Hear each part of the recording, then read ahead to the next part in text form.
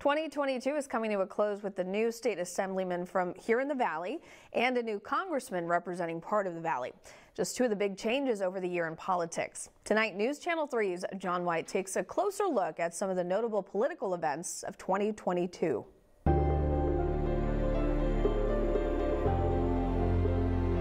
The year began in Palm Springs with the debate over plans to build a homeless navigation center on McCarthy Road on the edge of the Desert Highland Gateway neighborhood.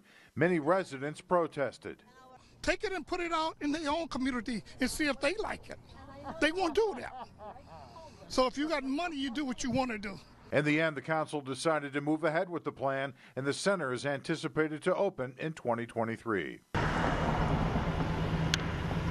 Also in Palm Springs, controversy over the removal of a statue of former Mayor Frank Bogert. It was not your land. Nobody's saying it was our land. It was our homes that our parents built. People were there on both sides of the debate when it was removed in July.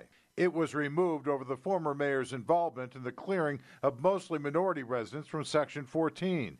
Late in the year, a group filed a claim against the city, saying they're owed reparations.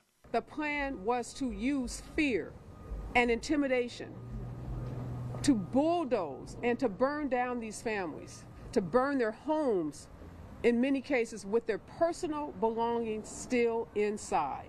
The legal battle will continue into the new year. College of the Desert found itself the target of a lawsuit from the city of Palm Springs over delays on plans for a West Valley campus. Currently, not a single part of the promised West Valley campus has ever broken ground. 11 years later, COD officials have presented a dramatically reduced campus. The college now moving forward with an audit on recent expansion projects. News Channel 3 traveled to Washington, D.C. for the signing of the Honoring Our Pact Act, expanding benefits to millions of veterans. I first reported on the story of local veteran Jennifer Kepner, who passed away in 2017 at the age of 39 from pancreatic cancer she blamed on burn pit exposure in Iraq. Local Congressman Dr. Raul Ruiz promised at her funeral to continue her fight on behalf of others. We talked on the North Lawn of the White House. Jennifer Kepner was the ultimate fighter who till her last breath was fighting for other veterans, and she became a very strong source of inspiration for me. And it's in her honor and her family's honor that we got this done. The midterm elections dominated the headlines in 2022. The Valley was split into two congressional districts, setting up a multi-million-dollar battle between Republican incumbent Ken Calvert in the 41st District with Democratic challenger Will Rollins.